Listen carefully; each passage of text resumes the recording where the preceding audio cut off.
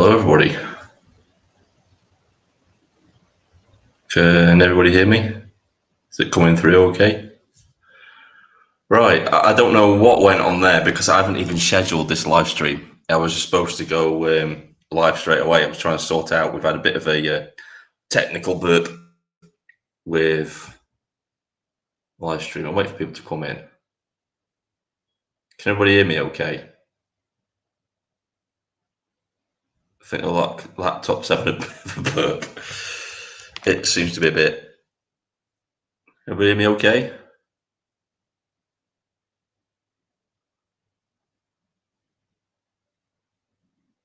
I don't know what's going on here because it says the live timer is frozen. I don't know what's going on. Oh, we're going now. The live timer was frozen. So I don't know what happened there. I didn't even schedule this live stream. I just created it and everybody's waiting in the chat for some reason. It's a bit strange. Okay. Hi, how y'all doing? So, can everybody hear me okay? Is the sound good? Because I'm not too sure because the studio is acting a bit weird. So you can all hear me okay. That's great. Right, so you can see from the title of the live stream, I've got a lot to say today. I really have. Just what the hell is going on with our police? What the hell is going on with them? Can somebody tell me what has happened to them? Because they're not even pretending to be not biased anymore now. So this morning I watched the absolute shit show that was the Norwich migrant hotel, illegal immigrant hotel live stream. I'm not sure who was live streaming it, but I was watching this one particular guy. The police proceeded to march, stand up to racism, counter protesters right through the Patriot protest. They did that, and then they denied they'd actually done it, even though it was all on live stream, them actually doing it.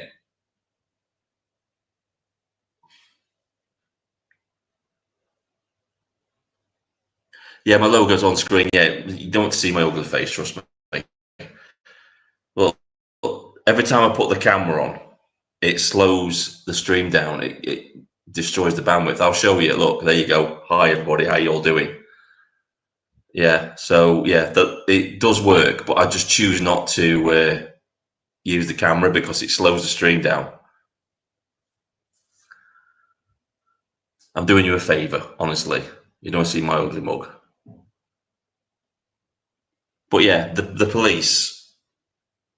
I was thinking to myself the other day, if they had to go, I don't know, maybe Steve can tell us about this because he used to be a police officer. Maybe he knows. Thanks, Roger. Thanks, Roger. Yeah, grab the tomatoes. Yeah, thanks, mate. Yeah, anyway, I was trying to get on screen, actually.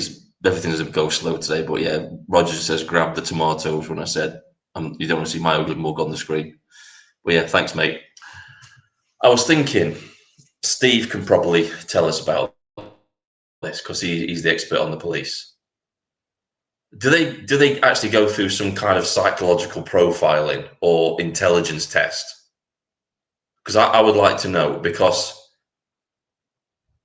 I'm pretty much guessing that if it was an extensive psychological profiling they went through, the majority, great swaths of the police force would fail.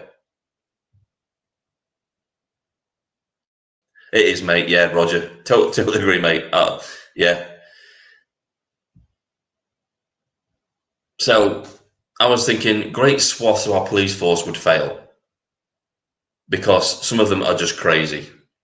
And if they had to do a intelligence test, I'm guessing quite a few would fail as well, because the selection that I've seen are as thick as pig shit. They really are. I was rewatching the video the other day about the gentleman with the sign round his neck that went to the LGBTQ protest. I'm not sure where it was. I think it was Manchester. I'm not sure. I can't be sure about that. But he got arrested for simply having a sign round his neck. The arresting police officer came up to him, and his justification for arresting him was that it may cause alarm and distress to other people. And to me, this is where the police started to go wrong, is when they started to police feelings and not actual actions.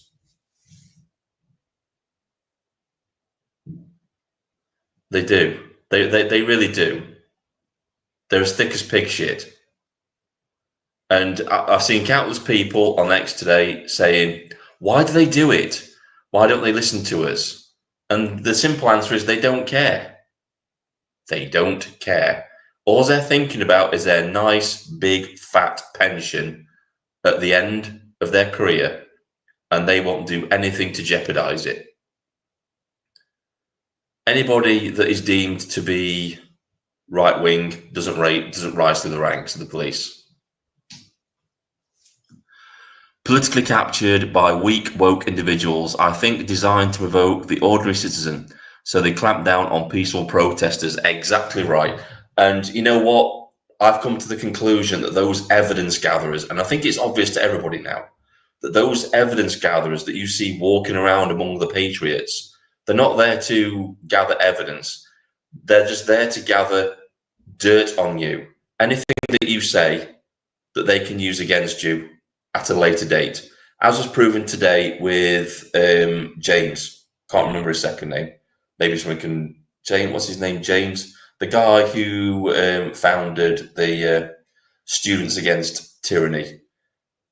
They got him on a technicality. Him basically saying that he thought, allegedly, this is allegedly, by the way, allegedly saying that the people in the hotel were foreign filth. Saying that.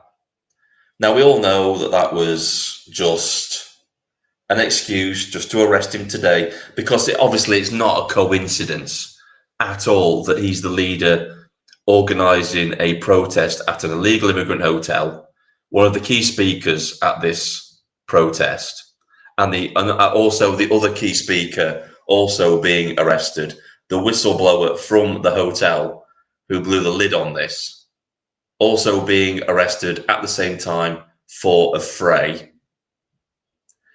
It's a little bit coincidental, isn't it, that they're both arrested at exactly the same time on exactly the same day, exactly before a protest to be held in Norwich at a illegal immigrant hotel.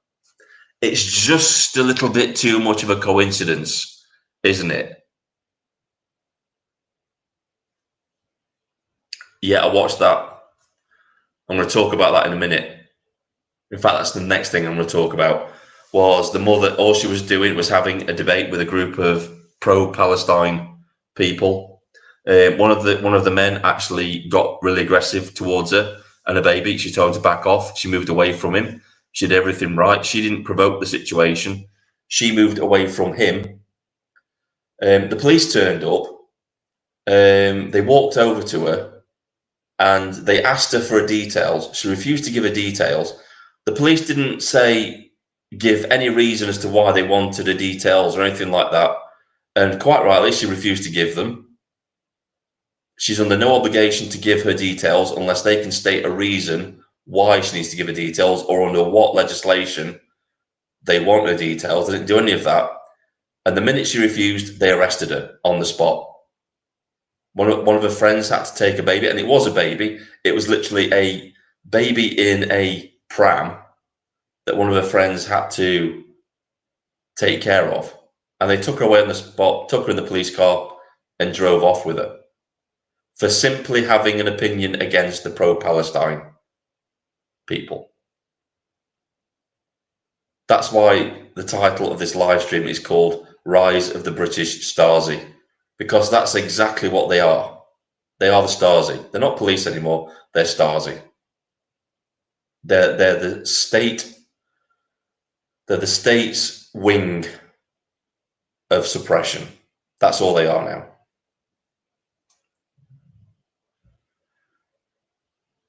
Hello, Carrie. How you doing? Carrie. I don't know. How do you pronounce your name?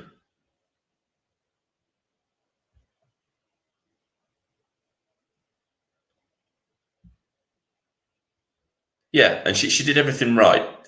She walked away. She diffused the situation by saying, "I'm not talking to you. I'm going to have a conversation with this lady." Yeah, fair enough. She was swearing and stuff like that, but she wasn't being abusive to anybody. She was just trying to get a point across, and she got a point across very well, in my opinion. And I think that's what the pro-Palestine people didn't like. But again, prime example of two-tier policing.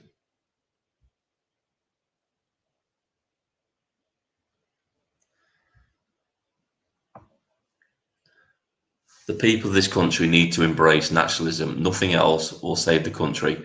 We need re-immigration. Yeah, fully agree.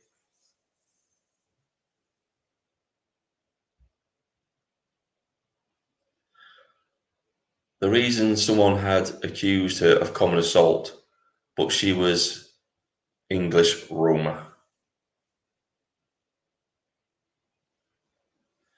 Yeah, I think all she did, I think the when they were saying common assault, the man got close to her, so she pushed him away, which you're allowed to do under reasonable force. If somebody gets into your personal space, you can preemptively push them out of your personal space and put some distance between you and yourself. And she did that. She put some distance between herself. She removed herself from the situation. And hopefully, when the auditor provides the footage to the police, they'll see exactly what happened. But by rights, if they're going to arrest her, then they should, by rights, arrest him as well.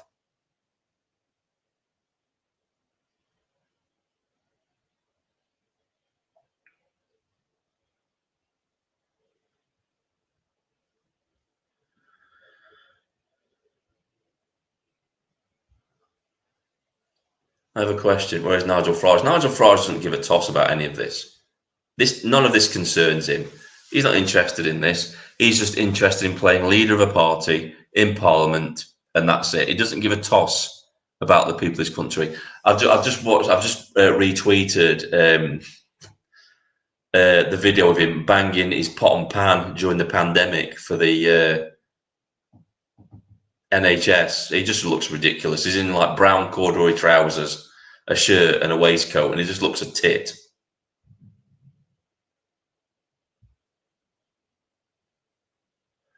When I worked for the government, the contempt towards the general public was severe. I didn't realise until I left. Yes,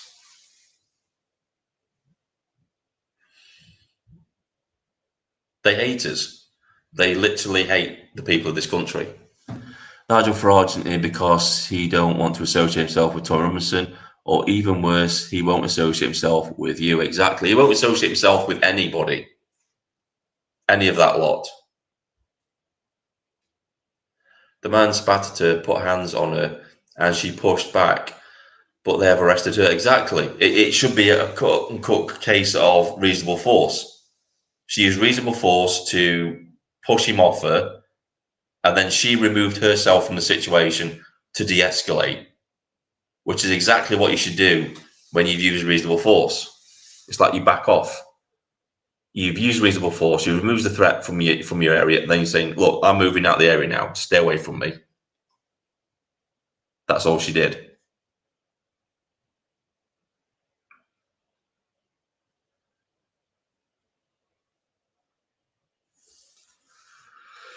So look, some other comments.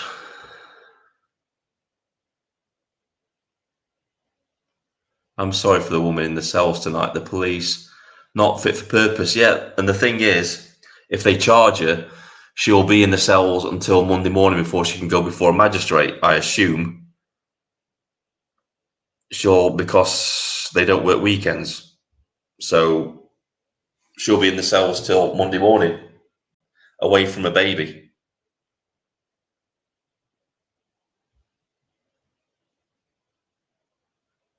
Nigel Farage will not save the country. Reform will get into power and not do half the things they say. This in return with the people to real nationalism. Unfortunately, it'll be too late by then. We can't afford to learn the mistakes of the Reform Party. People need to wake up now to what the Reform Party is. And that's what I've been trying to do on this channel, is wake people up to the Reform Party and say, look, these people are not who they say they are. They're not. They're not going to save the country. By the time 2029 comes around, I've got a sneaking suspicion there will be no Reform Party anyway. That they're going to be long gone by that time. They're not a challenge to Jeremy Corbyn. They should have been, but they won't be. They've already overtaken Reform membership, because we all know who are signing up to Jeremy Corbyn's party, and it's not native Brits. It will be all those, the Muslim vote that Nigel Farage is courting, and the Labour Party are courting, that the Tories are courting, that are never going to vote for them. They're not going to vote for them in the next general election, yet they're all there bending the knee trying to appease them. They're not going to get a single vote from them, because they're all going to vote for the new independent Muslim parties that are arising. It's going to be a big awakening for all those people who've been trying to appease Muslim for the last few decades, because everything that's happening has happened before. This has all happened before in Iran. They use the lefties until they grow to a certain size in number. They ditch the lefties and then they take over. They vote for their own agenda, their own parties. They get into power. There was a video circulating on X the other day, looking at all the what is it they call them? Because what a lot of people don't realise is that it's only a small, tiny minority of the work that's actually done in the main chamber of the Houses of Parliament with the Speaker and everything. A lot of it is done in committees. That's it, committees, in committee groups that form in Parliament. And I was looking at all these committees. They're all made up of foreign people. There's only a few white people in there, or native Brits. The majority of them were, can I hazard a guess, as Asian? When I say Asian, you know what I mean by that. I don't mean Oriental. I mean of a Middle Eastern origin, shall I say. That's what's in the committee groups. And do you really think they're talking about issues that affect me and you? Or do you think they're talking about building airports in Pakistan, or how they can get more foreign aid to certain countries? They're looking after other countries' interests rather than our own. We've been infiltrated. We've been infiltrated at every single level of the establishment. That's obvious. Parliament doesn't work for us. Government doesn't work for us. Look at what Keir Starmer has just recently said, that he's willing to accept Palestinian refugees, which in other words, we're just going to import Hamas into this country. Macron in France says he's going to acknowledge Palestine as a state when he addresses the UN Assembly. But we have people in Parliament that just aren't looking after our interests. It's a fifth column. It's like we have a proxy government. It's like we've been invaded. We have been invaded, and they've installed a proxy government to govern over us.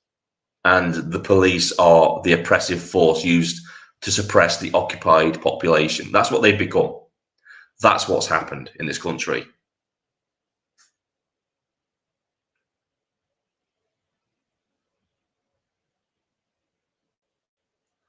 We've been infiltrated at every single level, from education to police to judiciary, all the way up to government. And there's no way out of this. And people think that they're still deluding themselves, thinking that they can vote their way out of this. You can't vote your way out of this. It's too broken. It's too corrupt. It's been infiltrated to such a saturation point that any government going in there, even if you sent Ben Habib in there, if you sent Advanced UK into Parliament, they wouldn't get anything done, because It's not the place where they're at. It's not Parliament. It's the people unelected. It's the civil service that you've got to fight. You've got to fight the civil service alongside fighting the opposition, who's going to be fighting you tooth and nail at every single point. And then you're going to be fighting the civil service. They will tie things up into red tape for decades, so not a single policy goes through. That's how they work. That's how they stop things from changing. They bog everything down in bureaucracy and red tape, so you can't cut through it. This is why you don't need a centre-right party going to Parliament to try and sort this mess out. You're going to need a hard right party to go in there. People that aren't afraid to sack every single one of the civil service if they refuse to do their job. Can you honestly say that Nigel Farage will do that? Can you honestly say Ben Habib would do that? Can you honestly say Rupert Lowe would do that? Because they'll say they can do it now, but when they get into Parliament, it will be a different matter. Liz Truss said that it was hard. She was literally fighting tooth and nail. Look at Suella Braverman. She was Home Secretary, and she couldn't get anything done because the civil service refused to cooperate. You need tough people to go in there to sort out this mess, and not in 4 years' time. You need them to be going in now to sort this mess out. In 4 years, it will be too late. This country will be gone. And this is why I keep saying, I'm not advocating for it. I'm just making an observation. The path we're on at the minute is the path to civil war in this country. That's where we're heading. Keir Starmer knows it. Government knows it. The politicians know it. And I think they want it. I think they want it. They want it so they can implement their insane, dystopic, communist dream that they've got for this country. But they're hugely underestimating the anger that is within the country because they're so detached from the average person on the street in this country. They have no clue about what they would unleash. They would literally be opening Pandora's box. That's what they would be doing.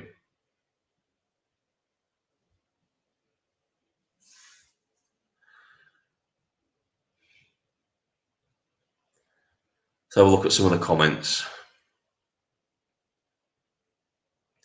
My advice to people now is when you go to these protests is to be very careful what you say. Be mindful of the evidence gatherers, the cameras, the microphones, because I'm guessing they're probably going to have very sensitive microphones that can pick up a conversation from a good few meters away, as well as their camera. Be very careful what you say. The only thing that you should be chanting at these protests is "Save our kids." That's all you need to chant. Me personally, I wouldn't even engage with insults with the opposition. Don't engage with them. Don't even engage with the police. The best thing you can do if you really want to insult the police and send them a message is turn your backs on them. Turn your backs on them and show them the greatest disrespect you can. That's my opinion. Like Tommy Robinson said, learn to play the game.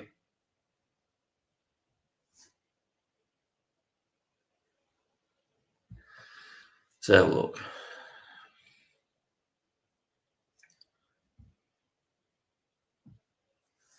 It's not a hard right party that's needed. It's not a left v right issue. It's a freedom versus oppression issue.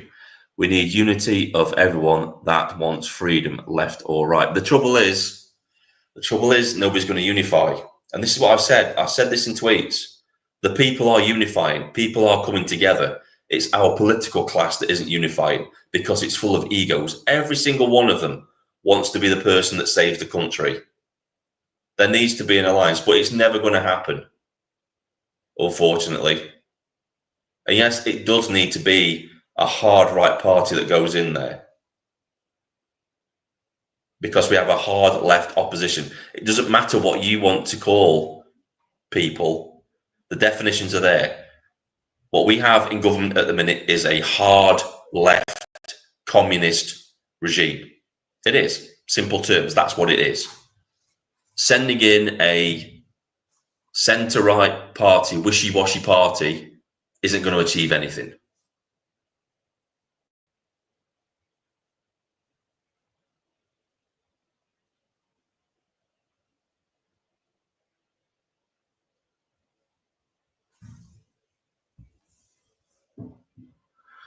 I see no placards or political messages on at the demo. I've been to how many? I can see a message being projected by shouting two useless slogans. Yeah.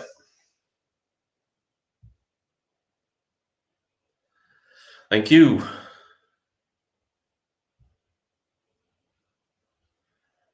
The hard right is too small. It will not win at the ballot box. This is what I've been saying. There's no political solution.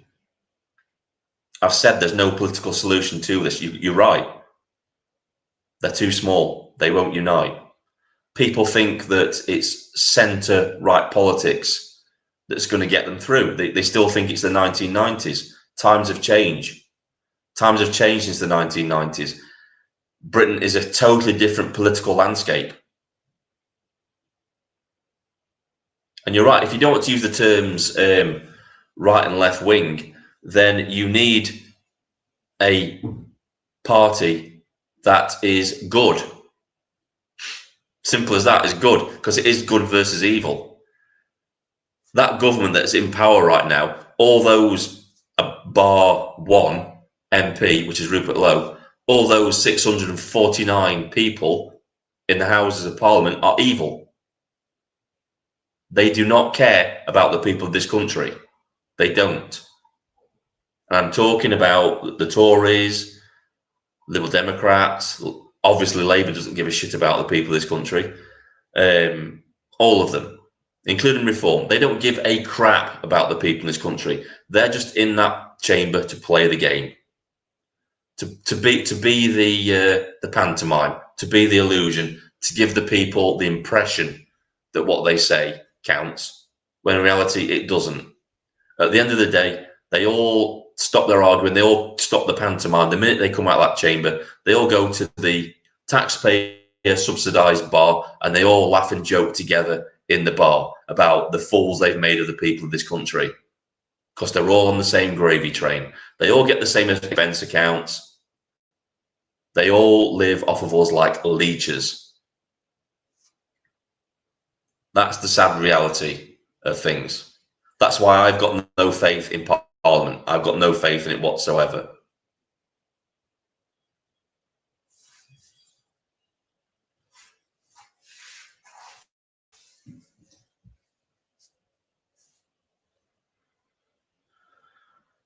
Just waiting for it to load up. Come on, load up. Wrong, go slowly. I'm going to look at some more comments in a minute. It's incredibly slow tonight, this computer. I don't know what it's doing. When it loads up, that is. Come on. Why aren't you loading up? There we go. I agree with you, Vin. No voting. Jesus, what is up with this tonight? Right. I'm going to try and get that on. I want to read that comment. Sorry, everybody. There we go. I agree with you, Vin. No voting away out of this. Ben, Nigel, Rupert, all controlled opposition. I think you could be correct. I think you could be correct. Because what do you hear from Ben Habib? There's no way the mainstream media is going to have him on their talk shows or anything like that. Are they? I think I've only ever seen him on podcasts. I think he's been on talk radio. He's definitely not going to be on GB News because that's the Nigel Farage propaganda network, so he'll never be on there.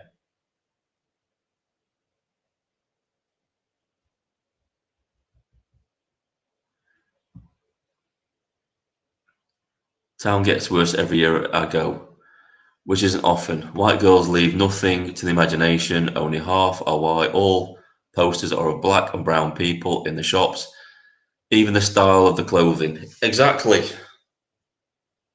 Our culture is being erased slowly but surely, our culture is being totally erased, and our culture is being taught in schools as being something to be ashamed of. You should be embarrassed by our culture. You know, how many towns and cities up and down the country actually have a parade for St George's Day? I bet you can count them on one hand. There's no way Labour-run councils are going to have a St George's Day parade. But look at how many of these councils and up and down the country have a Pride Month, a Black History Month. They even cancelled the local fireworks display last year because they said it was going to offend people.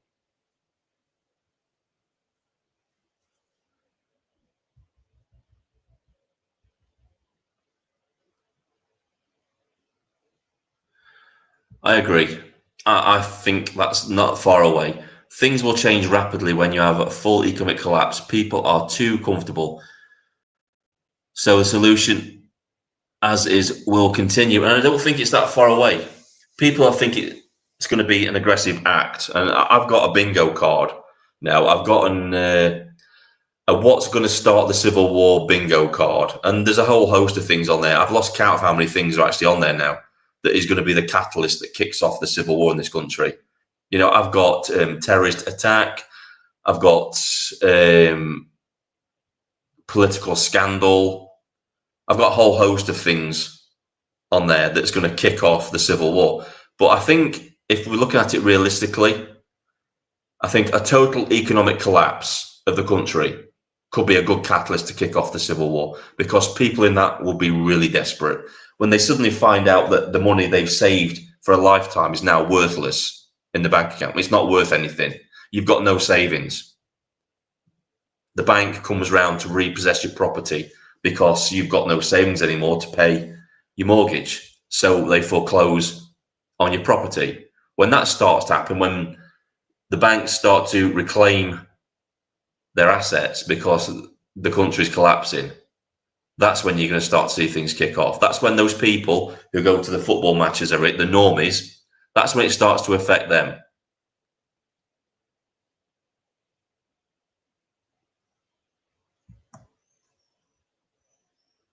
Evening, we have constitutional right to raise peaceful English militia if the people find the state repugnant and not listening to English Bill of Rights. Yes. And I want people to look at Ant Middleton's words. Go and check out, I don't want to repeat them on here, but go and check them out. I'll paraphrase what he said. He chose his words carefully, Ant Middleton.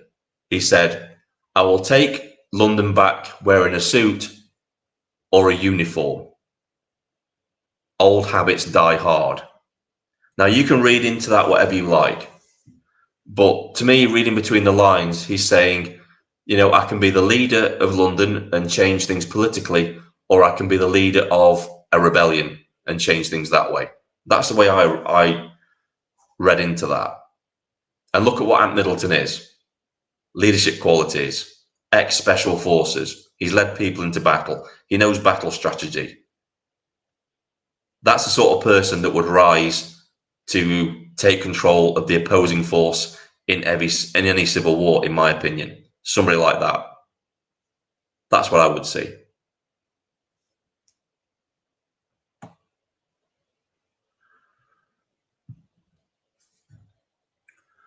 The algorithm's brought me here. Hi, welcome to the live stream. I don't know what your opinions are on all this, but you're welcome. Thanks for listening. I think we might fall into economic collapse as Russia has an economic collapse because of money in London. Yep.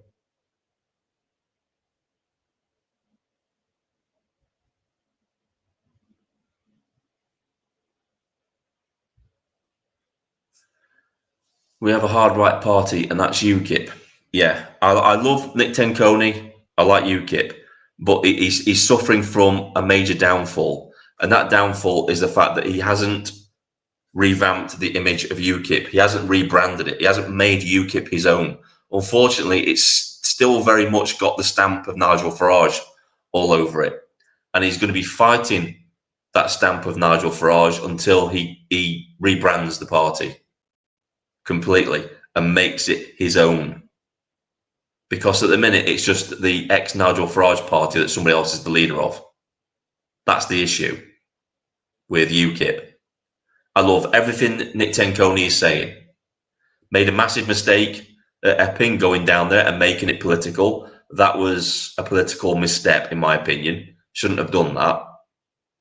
But apart from that, everything that he said up until that point has been spot on.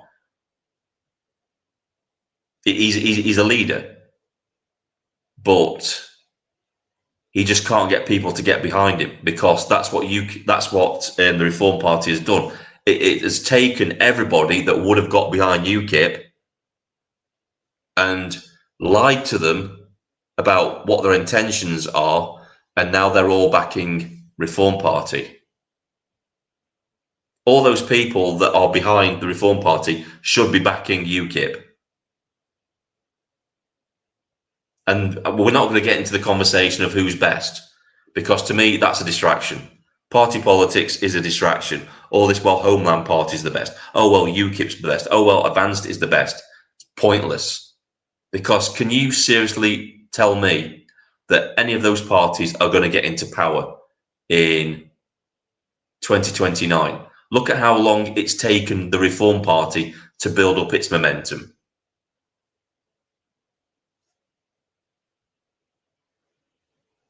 And all those other parties have got to fight the false prophet, which is the Reform Party. They should all be attacking Nigel Farage. They should all be attacking him for what he's doing or lack of what he's doing. But instead, they're fighting among themselves. They should all be uniting against the common enemy, which is Nigel Farage, which is the Labour Party, which is the Tory Party. But they're not. They're all fighting among themselves about who's best. In the meantime, the country's going down the shitter, but the people themselves are uniting. They're saying, look, we've had enough. We are now deciding that this is coming to an end. We're not having these people in these hotels anymore. So what we're going to do now is we're going to protest outside every single illegal immigrant hotel until the government removes them. And in the meantime, whereas the political class should be getting behind these people and amplifying their message in Parliament, they're not doing that. They're looking after their own interests. We literally have no voice in Parliament. If we had a free press, the free press would be amplifying those protests. It's not happening. We have citizen journalists doing their best, but not every person in the country is on the internet.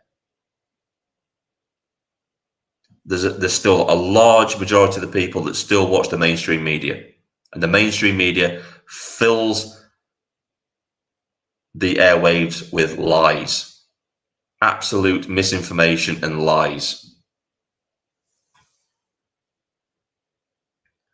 This is. I know. I love Tommy Robinson, right? But massive protests only really have an impact if they're covered by the mainstream media.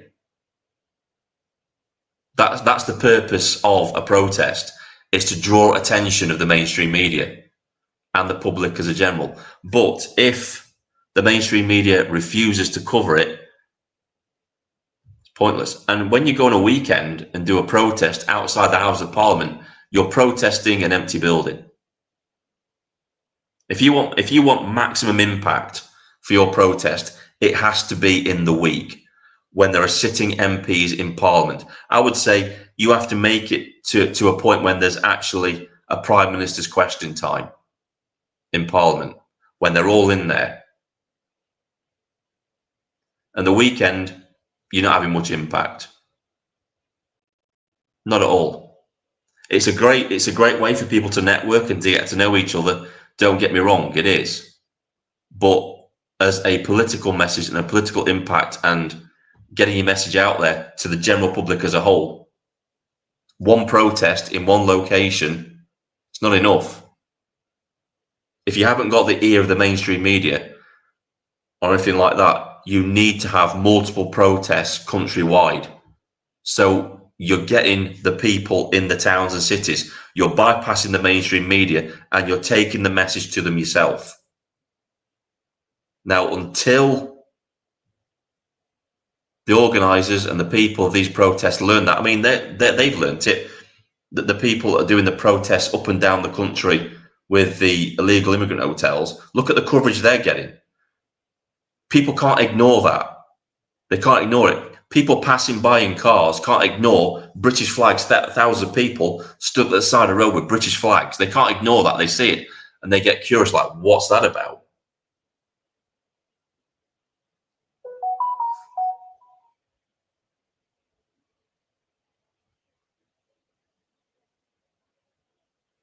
So look at some of the comments.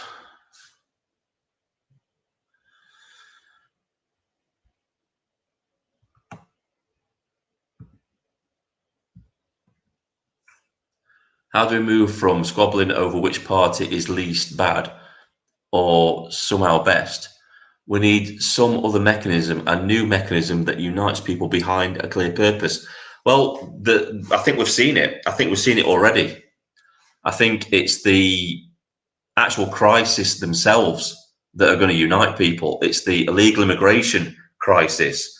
It's the illegal immigrant hotel crisis that's starting to unite people. It's not politics. It's the crisis themselves that are uniting people because people are sick of it. They're getting together. Those protests in Epping were not about politics. They were about local issues and solving local issues. Nothing to do with politics. And that's what's going to unite the people of this country. It's not the politics, not the politicians, not the political class. It's going to be everything that's facing us right now. Everything. I don't think it's going to be political.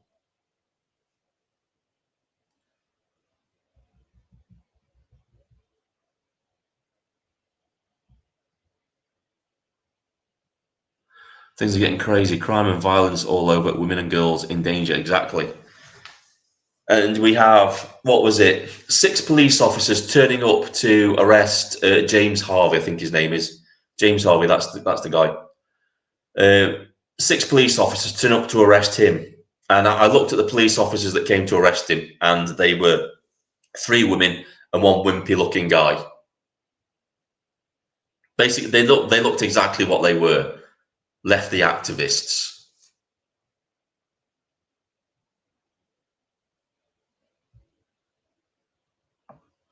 Agreed, but also peaceful protests, hence why the state is deliberately trying to inflame situations. Like I said before, they're playing with fire. The country at the minute is literally the very representation of Pandora's box. They don't want to open that box because if they do, they won't be able to put what's inside back in again. It'll be out forever.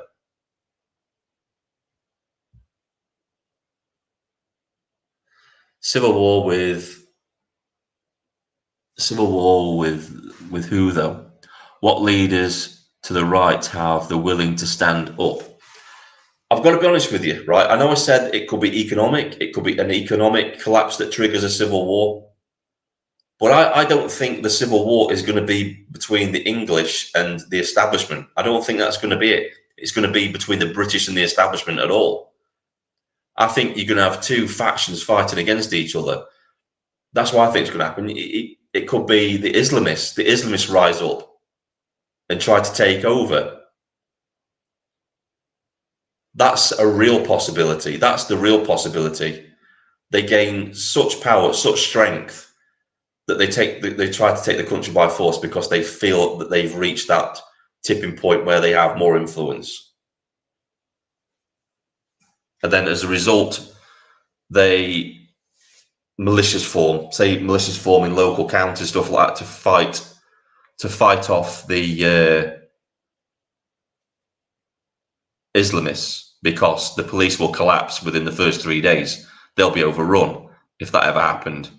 So it will be up to the native Brits to fight them off because the army wouldn't be able to cope.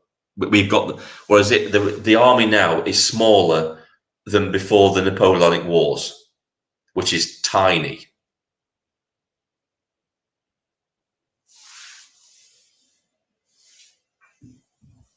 that the police aren't trained to go up and fight a war. As I've stated in other live streams, the police are trained to deal with unruly mobs. That's what their tactics are designed for. They're not trained to go up against organised militia. They're not. They would literally be overrun.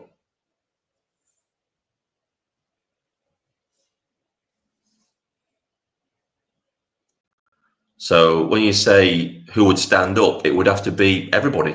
Everybody would have to. It wouldn't be left or right. It would just be people standing up to defend their families. And eventually they would have to unite against a common enemy because their families are at risk, their areas are at risk, their homes are at risk.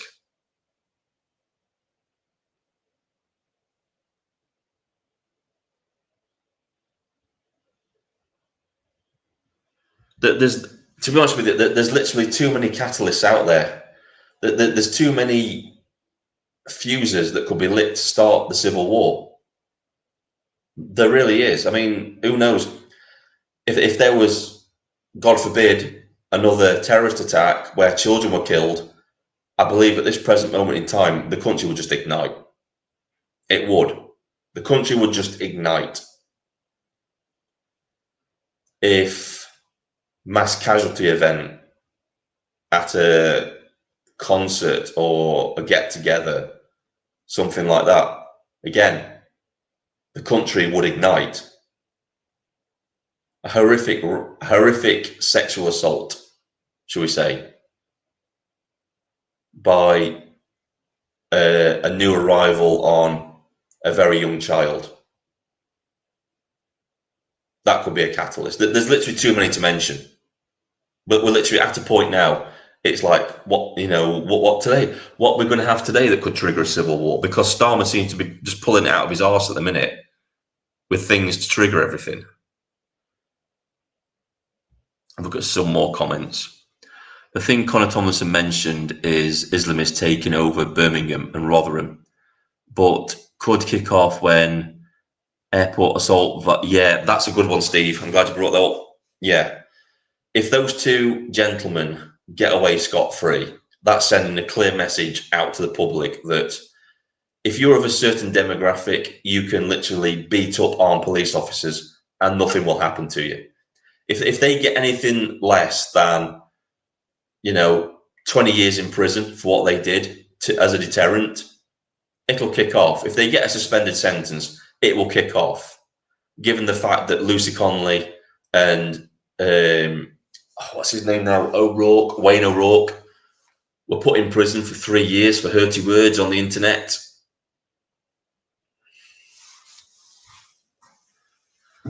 Obviously, it might not just be one thing. It could be just an accumulation of different things that kick things off. It could just that the people of this country just reach a tipping point. They reach a point of no return, that it just becomes a runaway thing that can't be stopped. Either way, I know for certain that Starmer hasn't got 4 years in government. I know for certain that's not going to happen. One way or another, within the next 4 years, Starmer is going to have to step down as Prime Minister of this country. I don't think it'll be this year. I think it'll be next year. I think Angela Rayner is going to make a move on him. And when she gets into power, things are going to get even worse. Because you think Starmer's bad. You think Starmer's hard left. Angela Rayner is not only hard left, she's more incompetent than Starmer is. Can you imagine the cabinet that she would pick? It would be an absolute shit show. She's as thick as pig shit. I don't rate the front bench of the government now. That they've literally got the IQ of 3-week-old rice pudding at this point. And some might say that's being disrespectful to rice pudding. But they have.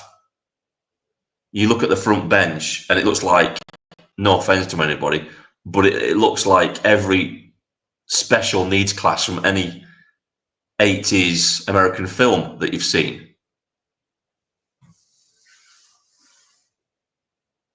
It is. That's just me being honest. Those people on that front bench are retarded. Look at Ed Miliband. He's crazy. He's an absolute nut job. And look at what he's doing to the country. Solar panels on farms, walking past windmills, playing a ukulele. Guy's insane.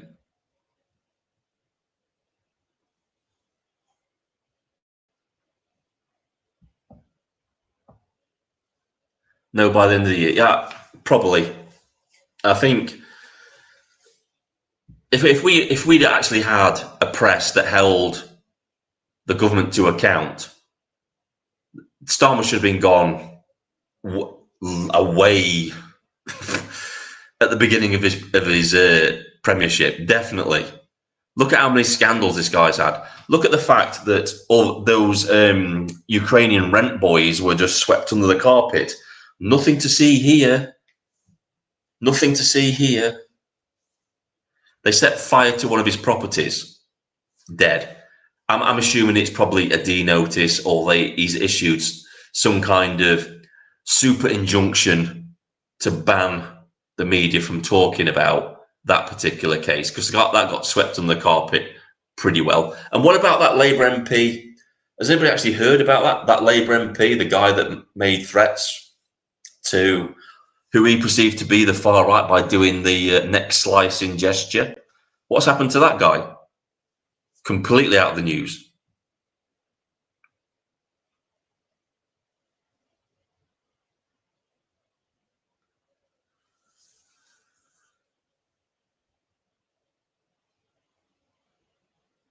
So look at some of the comments. Is Jack going on about the BNP again?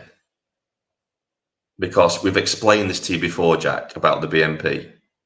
Nobody is going to vote for a party called the BNP. They're literally not the BNP, not the BNP2, for obvious reasons.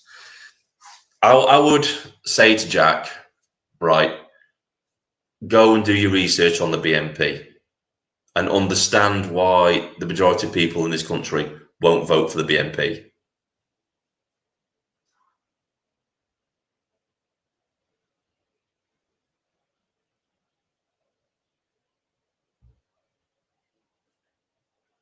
So he only got a suspension. They didn't even kick him out of the party. That's not surprising. They'll probably give him a promotion. I asked the other day what engineering qualification Miliband had. He can't even do basic Ohm's law. Jesus. Seriously, who in the right mind thinks it's a good idea to put solar panels on farmland instead of producing food in a country where 90% of the year it rains and we have no sun? On the very rare occasions like this year, we have a decent summer.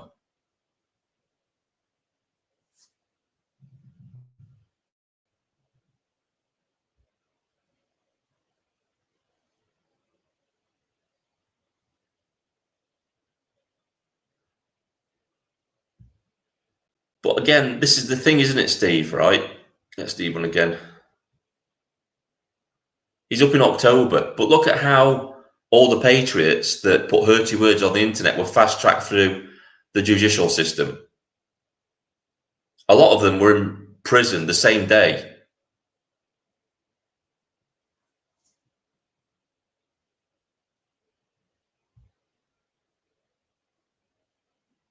That's to create a food shortage. Yep.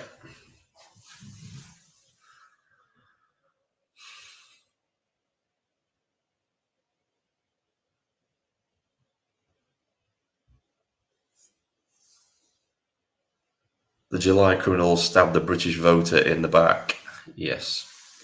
Let's look at what actually happened, right, last year, general election. So I know I'm just preaching to the choir here, but I just want to get this on the record. That they called it a landslide victory for the Labour Party because they got so many MPs.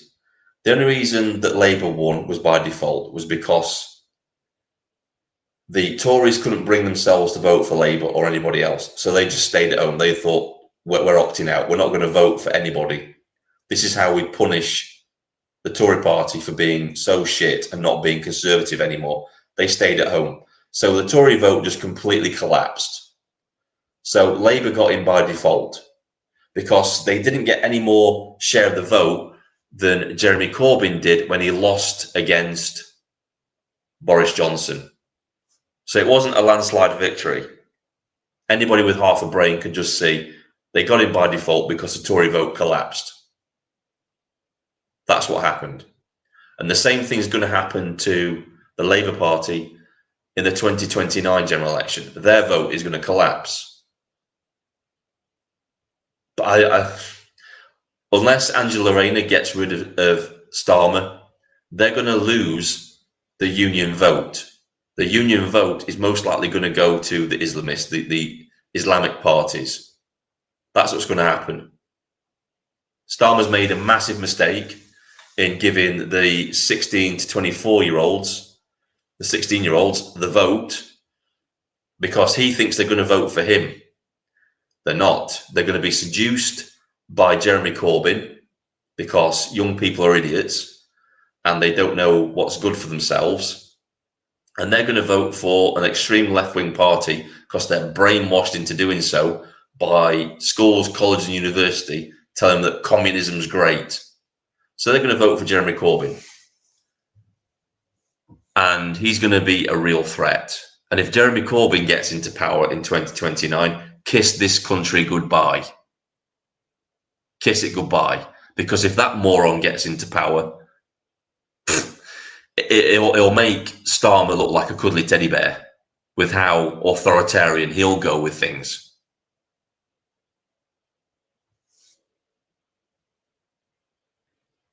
So if we're going to do anything about the current situation, it needs to be done now. Normally, people would go out and protest to such an extent that it would force the collapse of the government.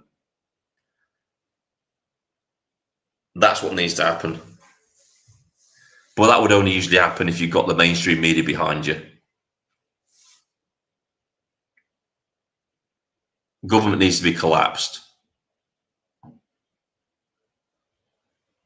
But then saying that, what party would win? I don't think Reform would win. Not at this early stage in the game. Advance definitely wouldn't get into power. UKIP, not a chance. None of the other smaller parties would have a chance. So who would get in power? It would just be a weird coalition of an absolute fail of a government that wouldn't last very long. You'd be looking at countries like Venezuela or some obscure South American countries where the governments don't last long because they keep collapsing because they're shit. And again, it would just de-evolve into civil war. That's the way I see it.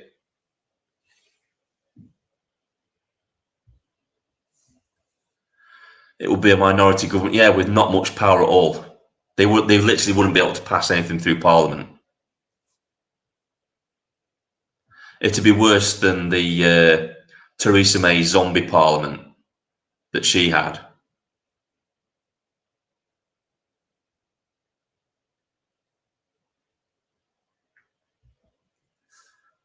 Well, that's what needs to happen. But unfortunately, we have nobody with the power to do that.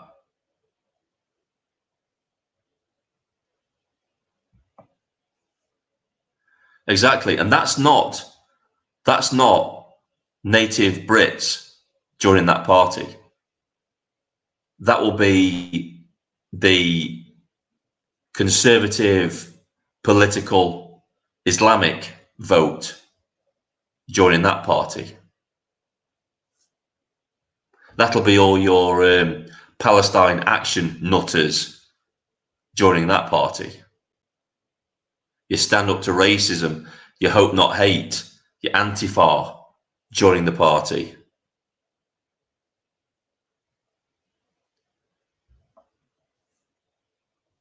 He definitely loves his terrorists. He definitely does. He loves the IRA. just Jeremy Corbyn. He loves his Hamas. He loves his Hezbollah. Basically, every evil element on the planet, Jeremy Corbyn wants to embrace them. That basically sums him up in a nutshell. Yeah, that's another thing that's an absolute joke. All those people that, because I had arguments last year with people because they say, oh, it's a good thing because it's going to stop kids viewing porn on the internet. And now it's come back to bite them in the arse because now they realise, oh no, it wasn't about online safety at all. It was just all about censoring people on the internet. There was a little backdoor camouflage thing about it that, oh yeah, now you're all censored. And apparently there's a clause within the bill that allows it to be rewritten to make it even more authoritarian without a vote in Parliament or without any sort of scrutiny whatsoever. So literally, Jeremy Corbyn, if he gets in power, or Keir Starmer, can rewrite that bill to make it as harsh as they want it to be.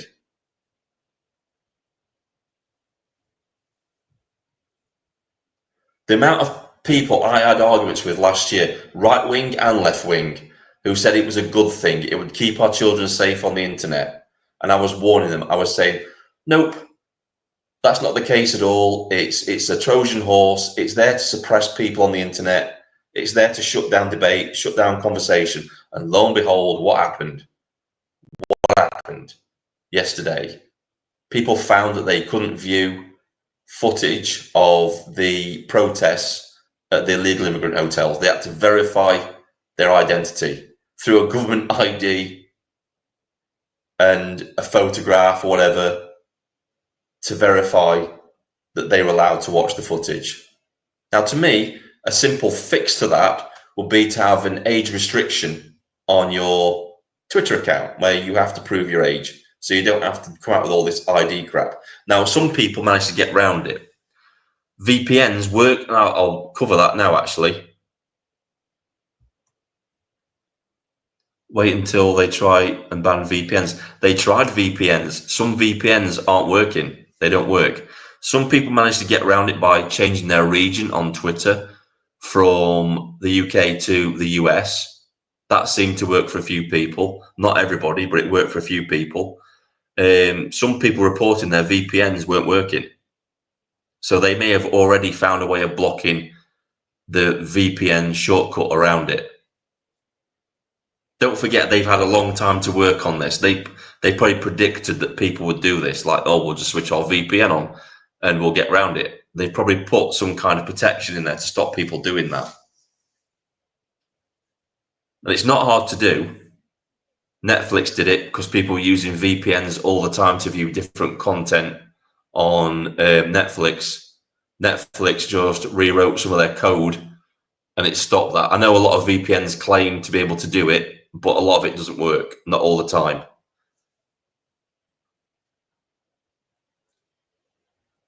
So yeah.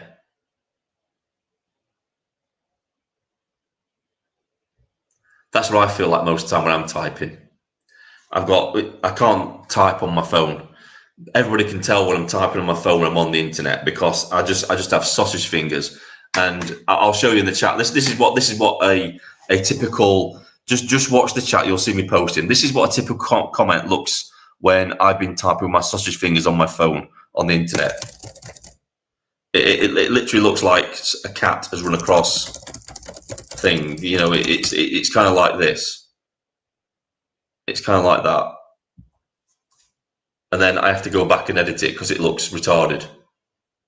This is literally what I look like. That's it. That's a comment. I think I've written the most impressive comment, you know, profound comment on the internet, and then I look back at it and I can't even read it. That's what it looks like.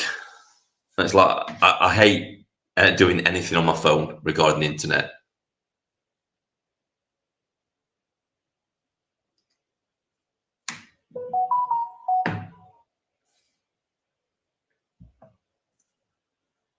I watched DJ Media vid in Bournemouth with the nutter with the crazy eye. Oh yeah, I watched that as well.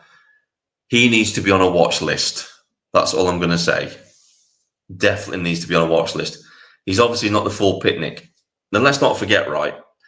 The majority of these people coming across on the boats are basically third world countries turning out their prisons and saying, we don't want to deal with you anymore. Go to Britain. They're offering you free accommodation. Go there. They'll look after you. And so the third world is turning out its mental institutions, its prisons, and they're sending them all here. That's what's happening. That's why we're getting a massive influx of people who want to do rapey, stabby, killy type things in this country. It's because we're taking in the entire third world's criminal element. That's what's happening. We're not taking the best and the brightest at all.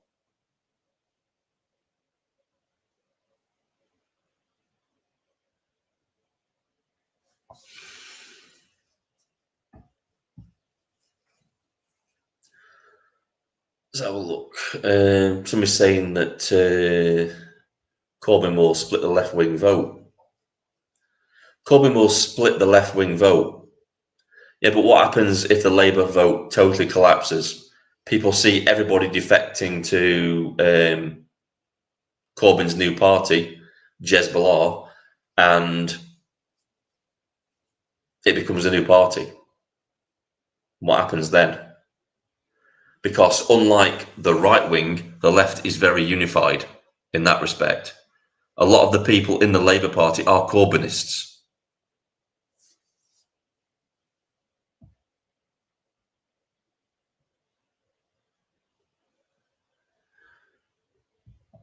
Let's address this one. Nick needs to get organised. He looks like controlled opposition due to disorganised actions. Like I said, Nick needs to rebrand his party. He needs to cast off the image of Farage, because that's what UKIP still has. It still has the smell of Farage on it, the scent of Farage. Needs to get rid of it, revamp it, re-energise it, make it more modern, make it look like a party for the future. He needs to do what Advance UK didn't do. He needs to take advantage of the rebrand and make it a massive media event. Invite all the citizen journalists, all those sort of people to a press conference, hire out an event, and just say, we're rebranding. This is the new UKIP, or whatever name he's going to call the party. Say, this is us going forward. And make it his own party. That's what he needs to do. Until he does that, he's got this millstone around his neck, which is the spectre of Nigel Farage. I want to get behind Nick Tenconi, I really do. But until he revamps his party, until he rebrands it, he's going to be stuck with that stigma of Nigel Farage. That's the issue. I've been shut down by a few live streams and the videos are now not available. Just pointed out the obvious. These live streams are wrong. They are diversions, putting agitators in place.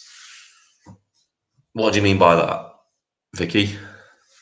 I've been shut down by a few live streams and the videos are now not available. Just pointed out the obvious. These live streams are wrong. They are diversions, putting agitators in place. Which live streams are you talking about, Vicky?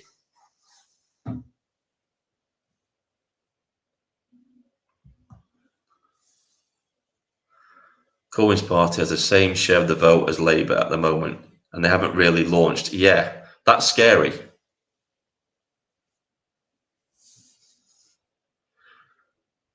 Don't forget, Corbyn is going to have some major backers with his party. You're going to be looking at a lot of Middle Eastern influence coming in there. He's got a lot of friends in a lot of high places that do nefarious things abroad. We all know who they are.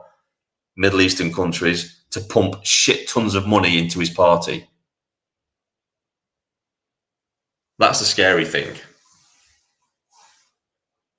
You're looking at Qatar, the United Arab Emirates, and that kind of thing. You know, look at those sort of people, for people backing Corbyn. Muslim Brotherhood that can channel money in from all sorts of different shell companies and all that kind of stuff.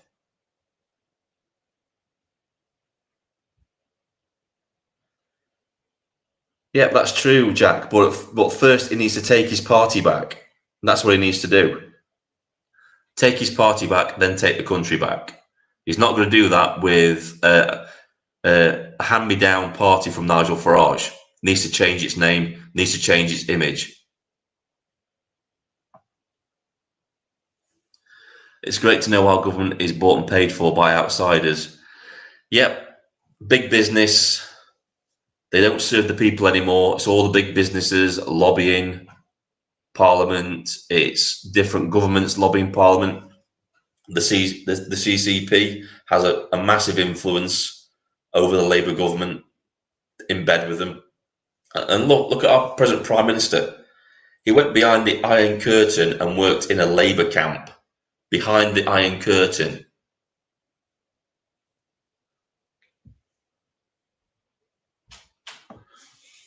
Drink. Mass immigration is a bioweapon, and the Muslim pricks in Dubai penthouses are laughing their heads off. Same goes to the American pricks who destroyed Europe.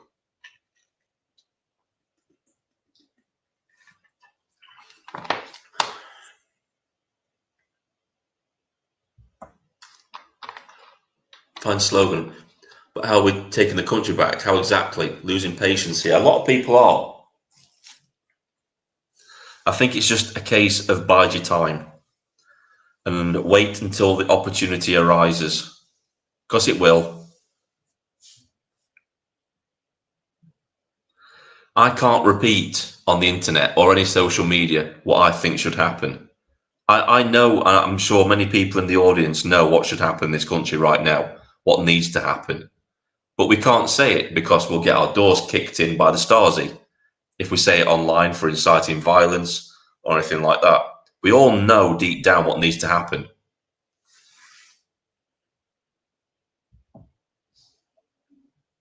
Again, it's Qatar, the House of Saudi, who are holding Britain to ransom. Exactly.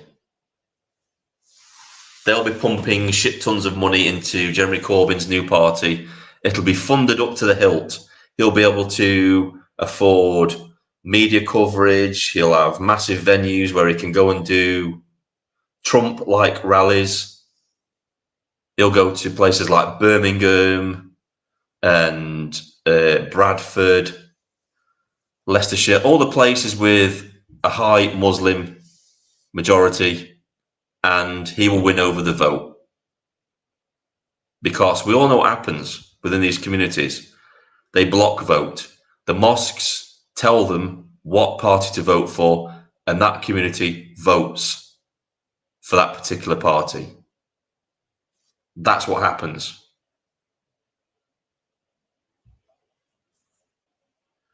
A re-education camp, they said he was there to clean war graves, but Czech commies didn't clean war graves. Yeah, re-education.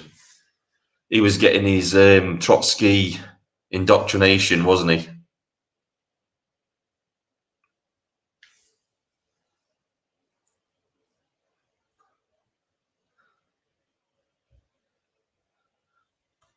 The fact is, people are burned out. Fatigue about the wazoo. People are burnt out. They're tired of it. They're tired of the political back and forth. I mean, even I'm burnt out. All right. I like watching political commentary on YouTube, but even I'm burnt out because it just seems every day it's the same conversations that these people are having. The country's bad. The country's bad. And it's like, oh, yeah, the country's bad. Yeah, we know the country's bad. We know that. And then you get people on saying, oh, well, the British are too civilized to go to civil war. Well, maybe the middle class, the upper middle class, and the upper class are too civilized to go to war. The working class definitely aren't, because shit rolls downhill. And when it comes to being shat on, the working class has had enough. We really have.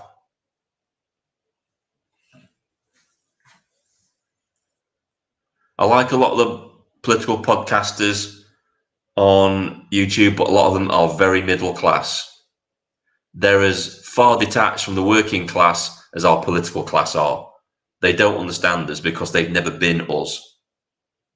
And you can tell it with the podcast, with what they say. That's why I'm trying to be on a voice here for actual people that are affected by this.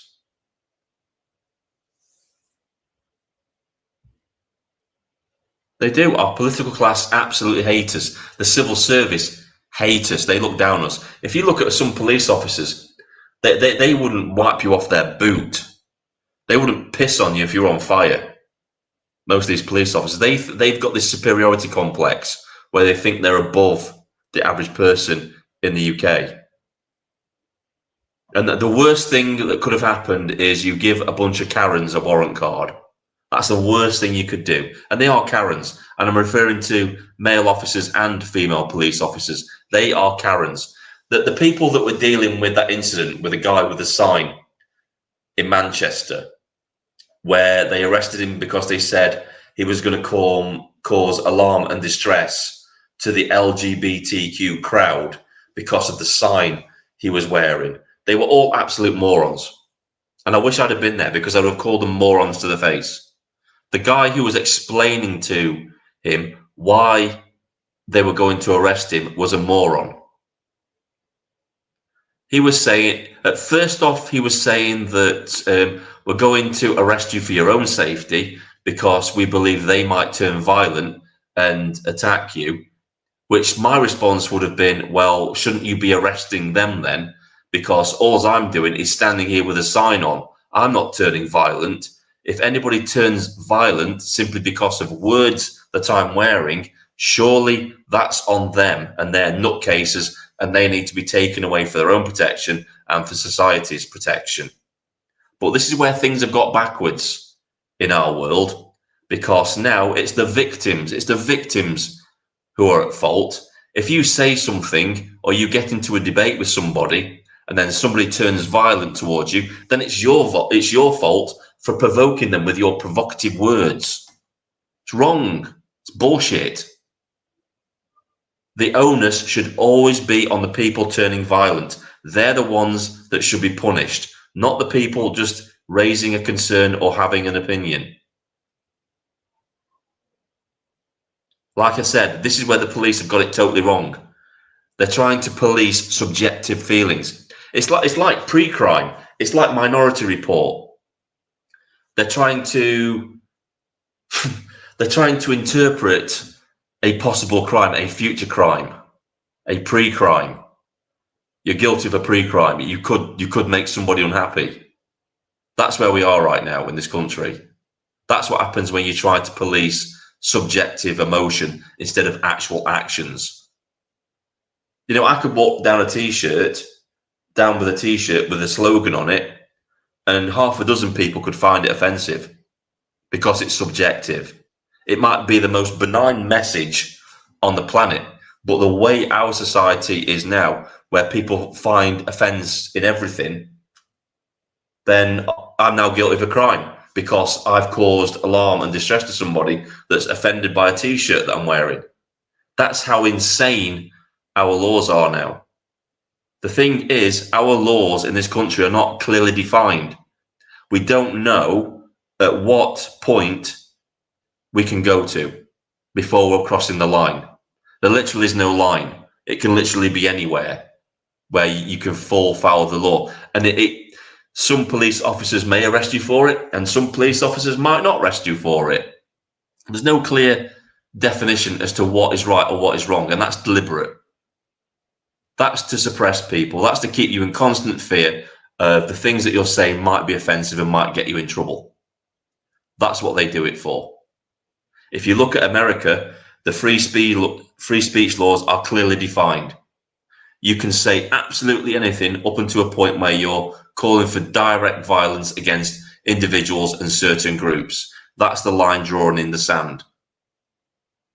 If somebody gets offended by something that you've said, that's on them. You're allowed to say it. Tough luck, because you've also got free speech. You can also respond to that. We don't have clear definitions like that in this country. That's our problem at the minute, and it's deliberate. It's to shut down conversation. It's to stop people discussing things. Because how can you have a conversation about controversial subjects if you don't know where the boundaries are in the law for you to say things? You can't, can you?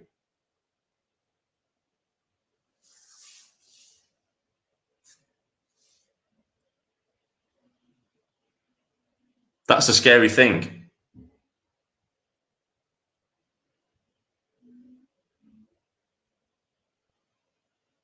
Exactly. That's exactly right. This is it. Blurry lines and selective rules and parameters. Do we just love that? Exactly.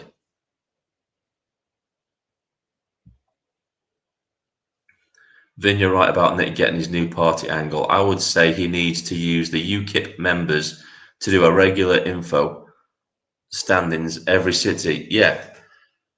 What he needs to do, he needs to put it to the vote within his own party and say to the membership, do we need to have a complete image change, a rebrand of the party? And then just do it.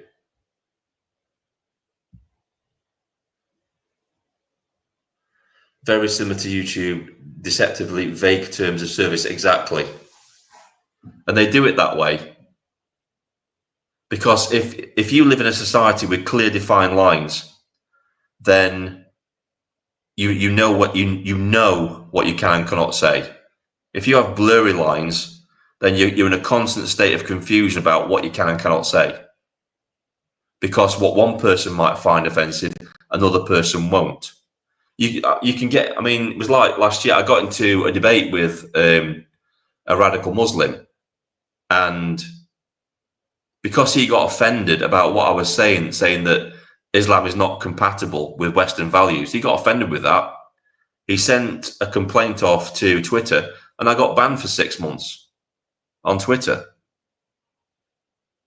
And because I refused to delete the offending tweet, my account got cancelled. That's why I had to start again.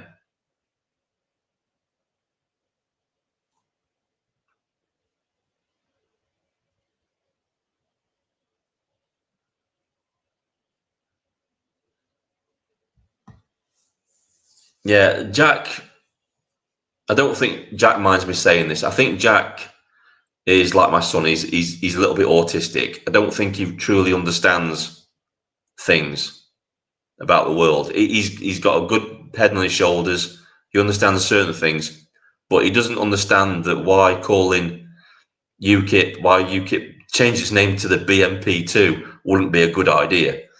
He doesn't get that. He doesn't understand certain things because he sees the world through a completely different lens to the rest of us. And that's not Jack's fault. I think that's due to his autism. I believe he's got autism, definitely. There's nothing wrong with that, but he just doesn't see the world like we see it.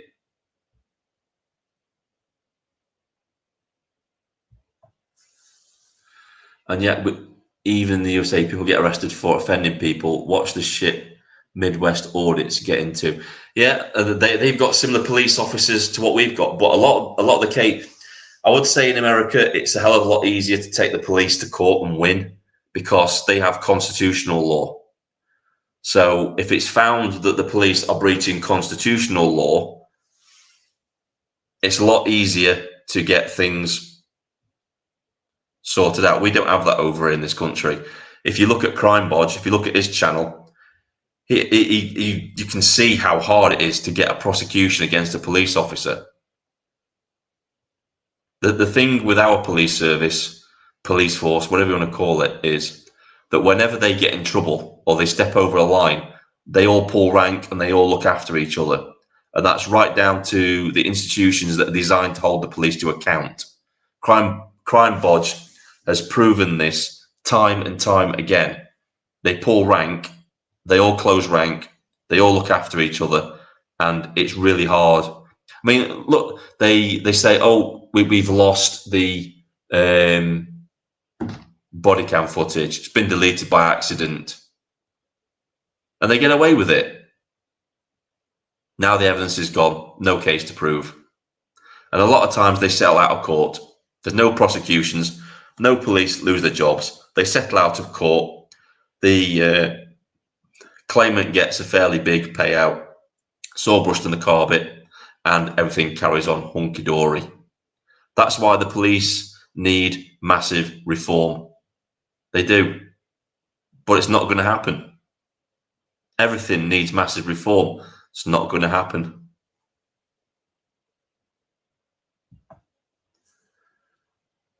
The Serpico type cops are probably the ones who have quit. Yes, there's a lot of good police officers that have just left the force because of the encroaching wokeness that's come into the police force, and they just don't trust working with the people that have been hired.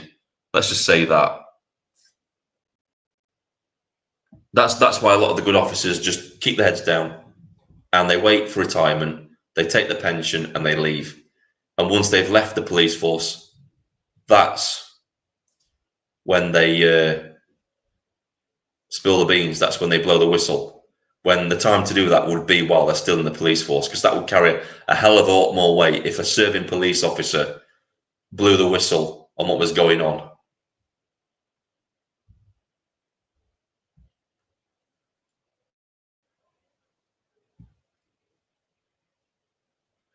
Yeah, that's right.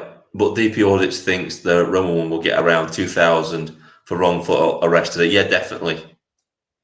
You saw it as well as I did, Steve. I mean, even I know that wasn't due process. The way that police officer approached her, it didn't state why she needed to hand over details. It just said, "I need to take your details. Are you going to give me a detail?" She said, "No, right, you're under arrest." For what reason? By rights, she should have said. I don't know if she said this because maybe I misheard this wrong. But did she say for what reason? Because I didn't hear her say that. If anybody gets into trouble with the police like that and they say, "We need your details," ask them for what reason. Under what legislation are you asking me for my details? What crime have I committed? What suspicion am I under? They're perfectly reasonable questions to ask a police officer, because you're just establishing their authority and why they're asking you to stop. Because they can't just stop you for no reason. They've got to have some kind of suspicion that you've done something to stop you. And they have to give a reason. They can't just say, "Give me details." If you say no, they say, "Right, you're under arrest." They can't do that.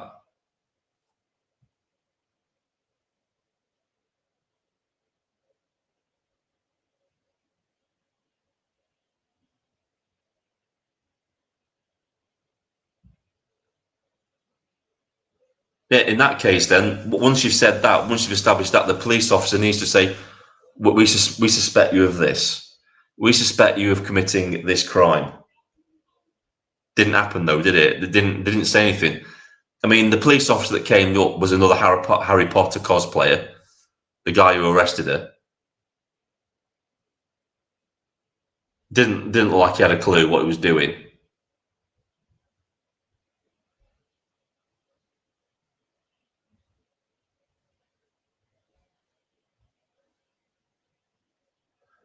When due press fails us, we really need to live in a world of terror. Exactly.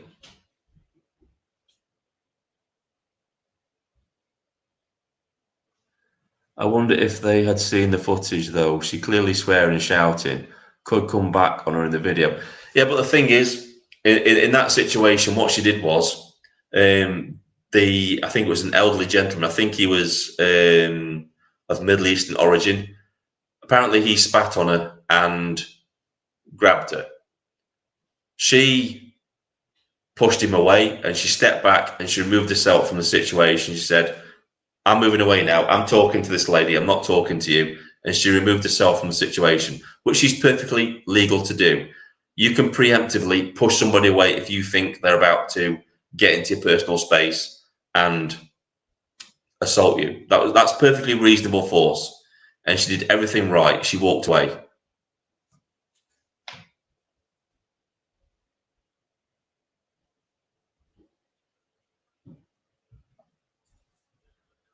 I got 8 weeks tag for using the word Mong. Jesus.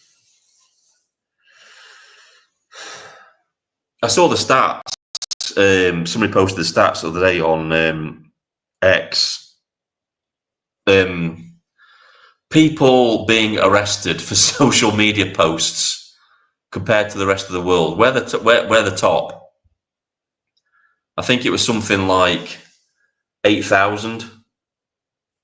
I think it's more this year. I think it's more 12,000. 12,000 people arrested for merely posting social media posts that people found offensive.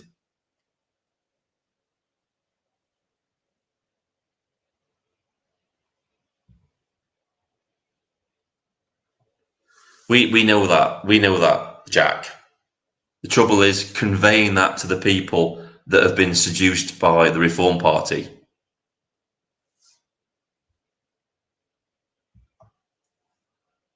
I learn the boundaries of what I can print and show in public. Yeah.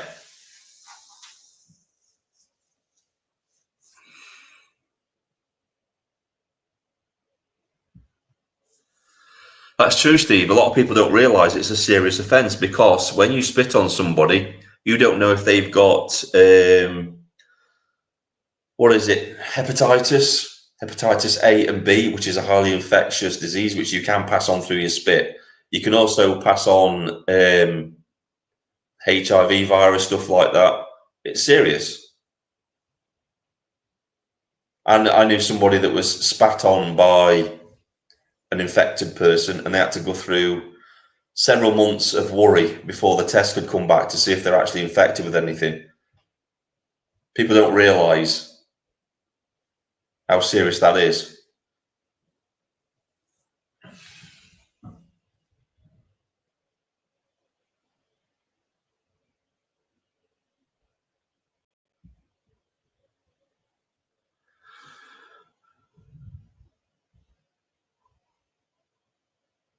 God bless people. I was subscribed to hear more. Thank you.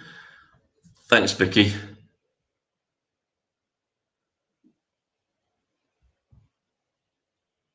Check with the police if you have a banner that might be questionable for public display.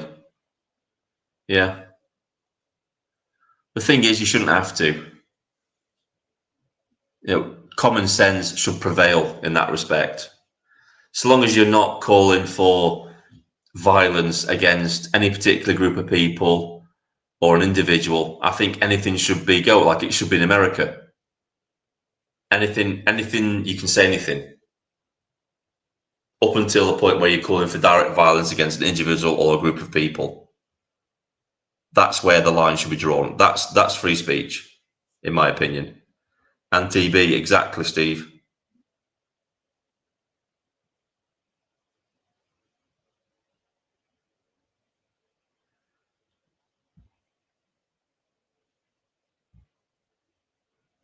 It is. Unfortunately, I have to agree with that. And it's like what they say, isn't it? If voting changed anything, they wouldn't allow you to do it. Hey, Vin, did you see the video Paz put out about the illegal and what he was saying? It came on my feed, made me sick. Yeah, the guy that DJE Media interviewed, he definitely needs to be on a watch list, that guy. And it's scary. And the thing is, and this is what I said to DJ Media because he liked my comment, I said, that's the majority opinion of most of these people. The amount of ISIS fighters, Hezbollah, Al-Qaeda, those sort of people, what's the other one? ISIS, Al-Qaeda, and the Taliban. Because we have Taliban fighters in this country, they've been sending them over as well. There's quite a few different factions within this country that have been sent over that are probably in those hotels. That's probably sometimes you see them attacking each other in the hotels. It's because you've got Sunni and Shia Muslims in the same building who absolutely hate each other.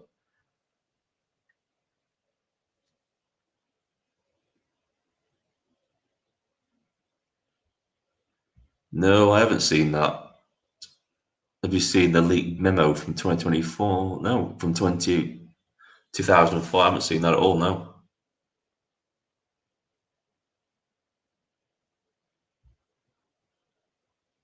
Yes, that one. I can't type. I'm really thinking about a respect for you. Yeah, exactly. I have to be careful what I say as well, Isabel. Definitely. But yeah, we've imported a lot of dangerous people into this country. And it worries me because I think to myself, are any of these people coming to this country the people that I was involved with out in Iraq? It does worry me sometimes because I put my face out there. Do these people know where I am? Could they find me? It is worrying. And I'm guessing a lot of people are in the same position as me, like who are in the private security industry out in Iraq are thinking, shit, are some of the people that we helped put away, are they now in this country? Could they look us up? It does cross my mind sometimes. It was released about 5 days ago. Check out Political Nerds. I will do. I'll have a look at that. I'm trying to think what my video is going to be about tomorrow. I think my video tomorrow is going to be about that guy who was arrested by the morons with the sign, because I've got a lot to say about that. I really have, and I need to show the video to discuss it properly. But it fascinated me, the interactions the police were having with him, and if they played back the video that he made of them, they would realise how idiotic they sounded. Because I don't think people truly realise how stupid they are until they video themselves and see them on video and think, yeah, I was a moron. He needs to be deported yesterday, and if all the rest of them too. Those who are in the country already, if I had power, I'd send the radical left away too. Laugh out loud. Yeah, exactly. The communists need to go. You know what I'd love to do? If I had the power to have one wish in this world, it would be to instantly teleport all the communists to communist China or North Korea, just to sample the utopia of communism actually is, because it would be an instant eye opener for them. They would be instantly converts to be anti-communist instantly, living a week under communism for real, because it isn't the utopian society that the college professors paint it out to be. Because they don't realize that for communism to actually work, then the state has to force everybody to be equal. And, you know, they think they're going to be walking around the fields with fields and rainbows and sunshine and billowing clouds, writing poetry and listening to music in the fields, when the reality is the state will come along and designate them miners. It's like, right, you're now miners. You're going to work in a mine for 16 hours a day for a pittance, and you'll like it. Oh, and by the way, we're going to redistribute all your wealth. We're going to take your house away from you. You're now going to live in a tiny little hovel, and that's your future. Enjoy. There's your utopian communist society. A little bit of that reality would convert them instantly. All these idiots marching through our towns with the communist flag don't really understand what it is to live under communism. They've got no clue.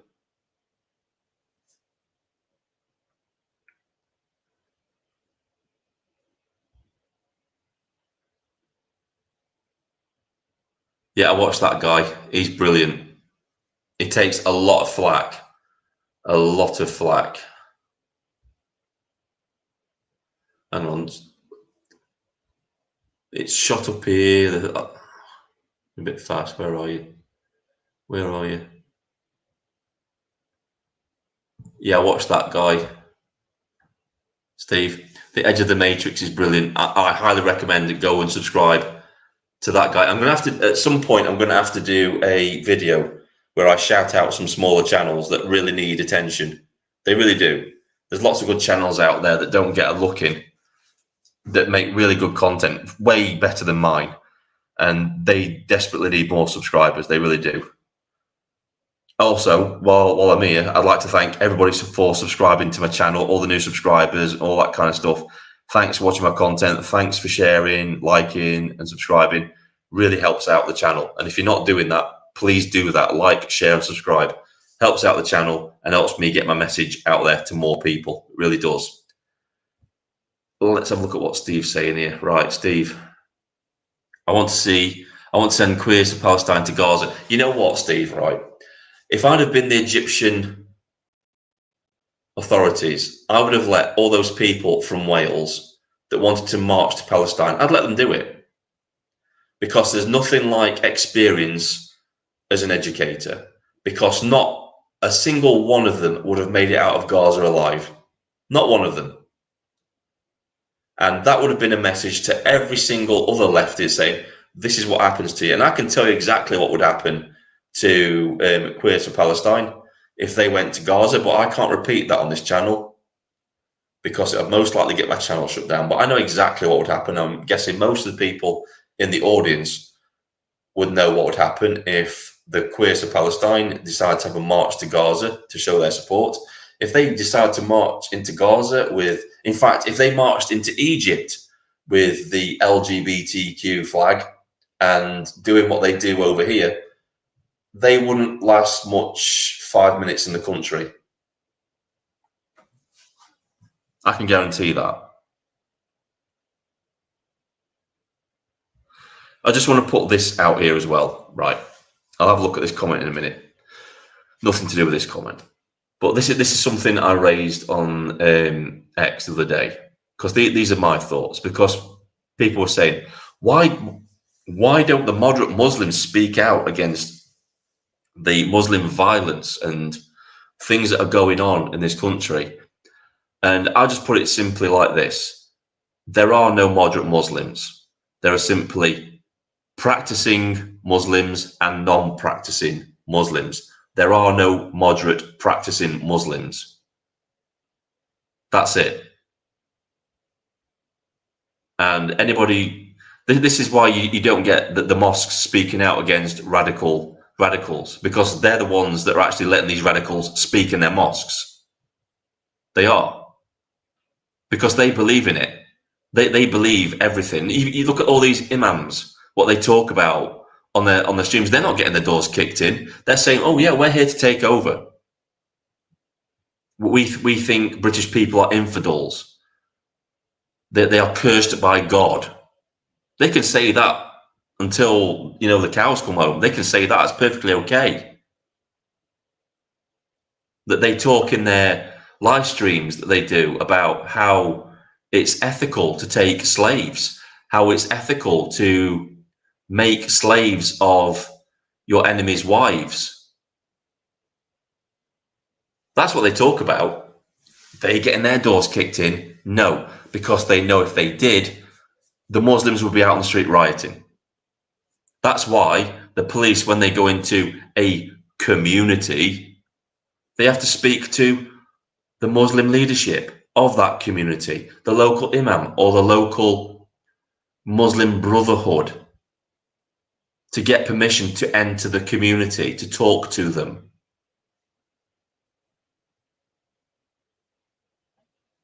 Anyway, let's look at this comment. Starmer said the door is open to leave, so we don't need passports to travel now. Or is the big P on the passport stand for piss take, asking for a friend? Yeah. I don't know. Let's put it out there, right? How many of you people, just give a thumbs up to this. How many of you people, if offered the opportunity, say Donald Trump tomorrow said, I'm offering asylum to all the English that feel oppressed in their country right now. We'll sort you out with employment and a house. We want you over here. Would you go? Give a thumbs up. What would you do? Would you stay in this country and fight for it? Or would you take the opportunity to go to America and live there? What would you do? Just put that out there.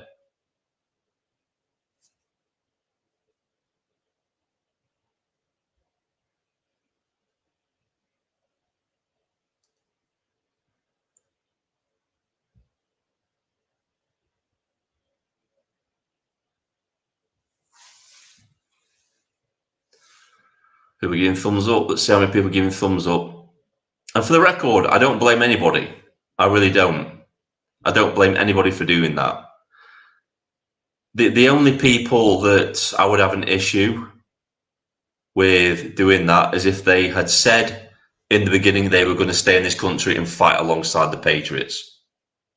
I've got nothing against anybody being honest and open, saying, you know what, this country's going to shit, I'm getting out of here. Especially if they've got a family and kids and they are fearful of certain individuals hurting their family and knowing that the state and the police won't protect them anymore. I've got nothing against anybody like that. They've got the opportunity, have got the ability to leave. Don't blame them for a second. And I don't think anybody would in that situation.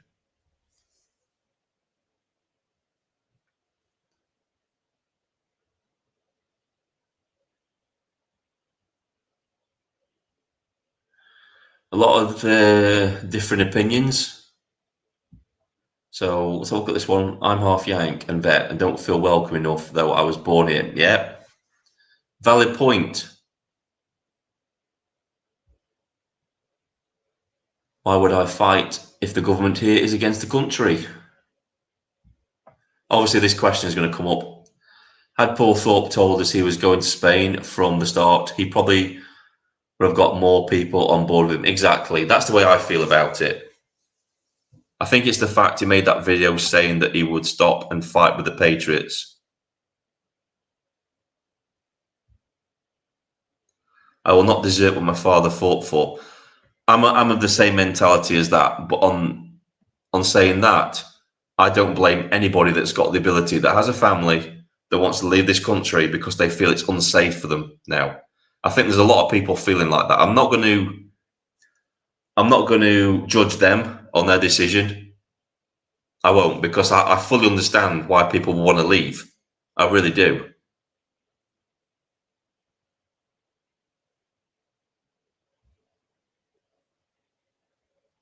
I hope most people would stay and defend the country. Yeah, I'm a patriot and I thought, but I'm outnumbered. Americans aren't like because of politics and Muslims.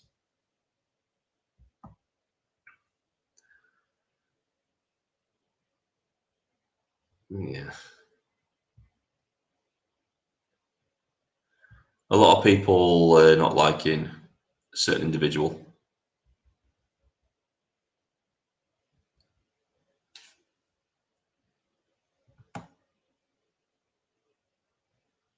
Something's got to happen at some point, hasn't it?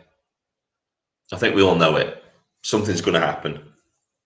And it's all going to kick off. And the thing is, it's going to be down to everybody to defend their own families. Because what a lot of people don't understand is when you've got civil unrest or in civil war, all law and order breaks down. You're going to have mass looting. You're going to have the chain of the supply chain breakdown. Food is going to become scarce. Maybe because it's deliberate, because the government's deliberately shutting down the supply chain to starve out the rebels and stuff like that from certain areas. But the rule of law will break down because the police won't be on the street, because they will literally be outnumbered if it really kicks off. So it's going to be everybody for themselves. And this is why I keep telling people they need to build communities, because at the end of the day, they're going to have to look after themselves and each other, because it's coming. It really is. And whether it's a civil war or the complete collapse of society because the economy's collapsed, hyperinflation, people can't afford to go to the shop to buy food because a loaf of bread now costs £50,000 and stuff like that because of hyperinflation. People need to look out for one another. They really do. And the only way you can do that is via community.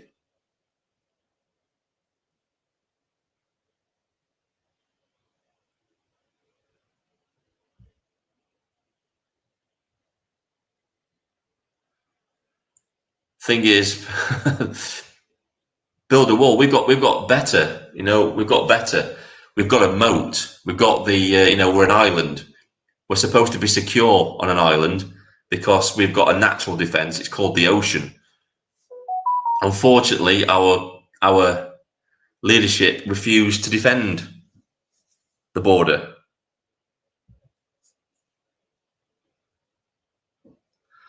The reality is the USA won't come out to our aid, won't allow a mass flight from UK to Ireland.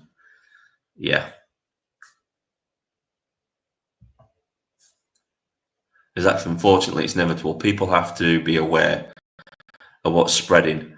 The word is so important. Yeah, we do. We have to make sure everybody's awake and fully understands what's coming.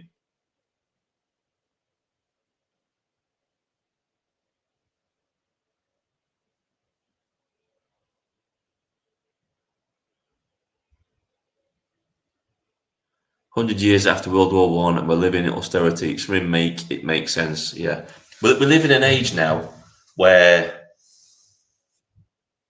I don't know. We should be evolving beyond what the situation we're in now. We really should. But we're making the same mistakes we've been making for the last 100 years, aren't we? Nothing's changed.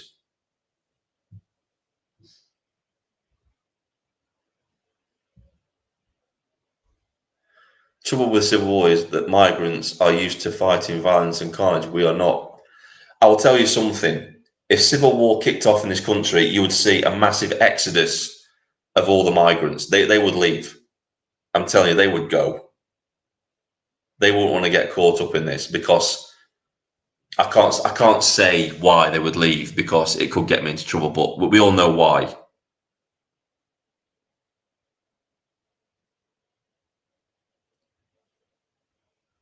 Right, guys, I've been going for nearly 2 hours, so I'm going to end this. I've run out of things to say. It's been great talking to everybody in the chat. It's been a great live stream again. Thanks to you. You're the guys that make it. Your questions and people coming in to ask questions and stuff like that. It's brilliant. I love doing these live streams. There's going to be a lot more of them in the future, definitely, rather than videos. I like doing the morning walk videos. I like doing those. But I feel that once I get a better laptop, which is coming, by the way, it's coming, get a better laptop, I can do daily live streams where we discuss lots of different videos instead of me just making lots of little videos. I can do them all in one go in one live stream and we can have a good old discussion about the world. I can have people in, we can talk about different things. That's what I'm looking forward to doing. I have got something. I'm going to, before you all go, I'm going to show you something. Put a light on. I'll just put a light on.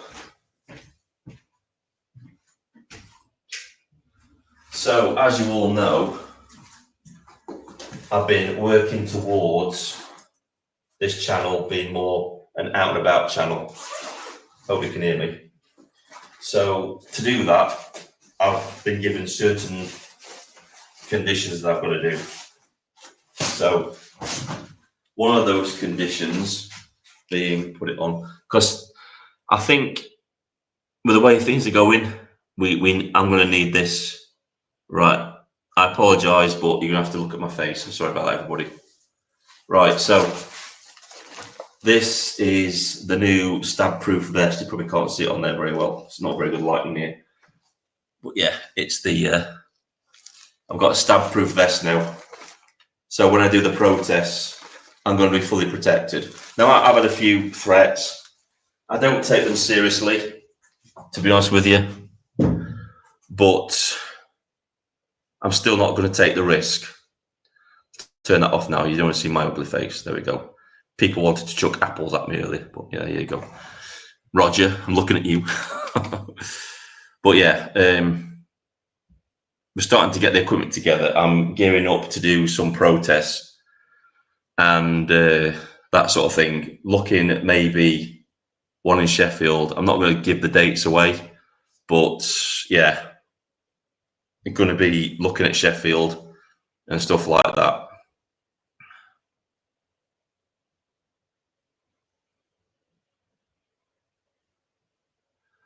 I'm not far from Sheffield. I'm from Chesterfield.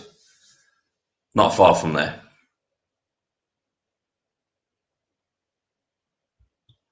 Yeah, we're going to be doing some out and about stuff because, like I said, I'm not the person who likes to be behind a computer screen talking about this sort of stuff. I like to be out there actually in the middle of the action. If you want to see some of my videos doing that, when I went up against Antifa, that was interesting. That's on my channel. That's the police versus Antifa, where I was covering the Nottingham UKIP protest. That was an interesting day, but that definitely made me aware I need a stab-proof vest, especially where that guy got behind me while I was doing my live stream.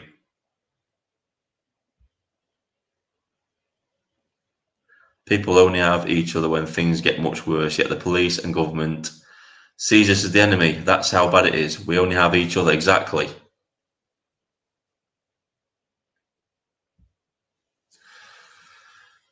Get in touch with Martin Blackberry, Yorkshire. Join them. I was thinking about going to Leeds, actually, doing some work up in Leeds as well. That'd be quite interesting. I want to do Manchester. I'll be honest with you, I'm not really interested about London. I think London's way too dangerous now. And unless you've got a big enough group, London's way too dangerous. I would never risk London. You know, I was thinking about going down to the Tommy Robinson free speech rally, but I'm not that bothered. And this is somebody that was in Iraq, walking the streets of Iraq, and I think that London's too dangerous.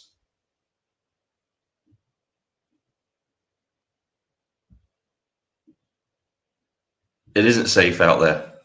It's really not.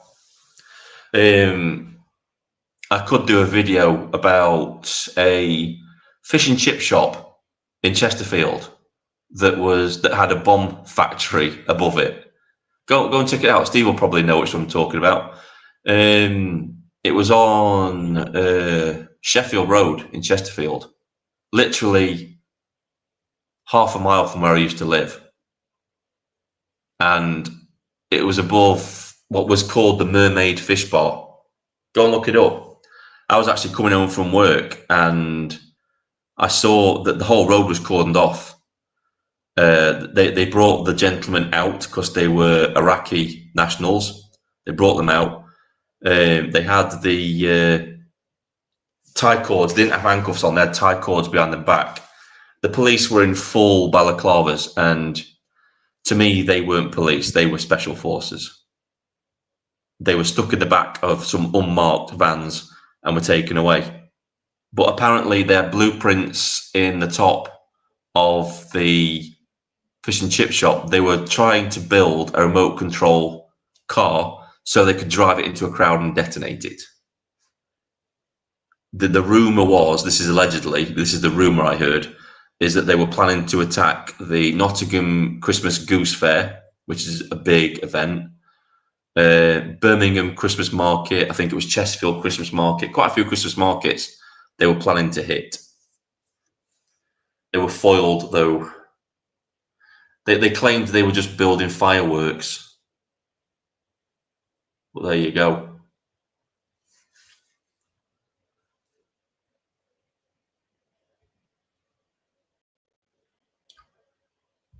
Right, guys. It's been a pleasure. It's been a pleasure and an honour to talk to you and to listen to your comments and give your input and stuff like that. When I get a new laptop, I'm going to start and have a few guests in so we can come and chat on the live stream to make it a bit more interesting instead of just listening to my voice. We can have a few people come in and talk and stuff. So thanks for coming along. Don't forget to like, share, and subscribe. Share this live stream. Subscribe to the channel if you like the content. Like the video and the live stream. And I shall see you all tomorrow in the morning walk video. Just before I go, right, do people like that? Do people like the morning walk video? Do you like the content that I'm doing that? Just give me a thumbs up if you like it. I know a lot of people do.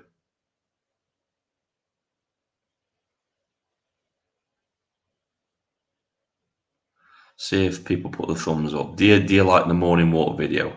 Where it's just me basically just talking and ranting.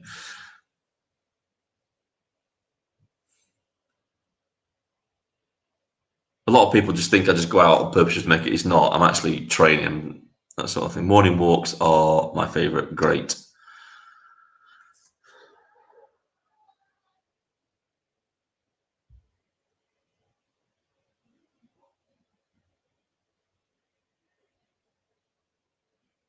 Like some nice one.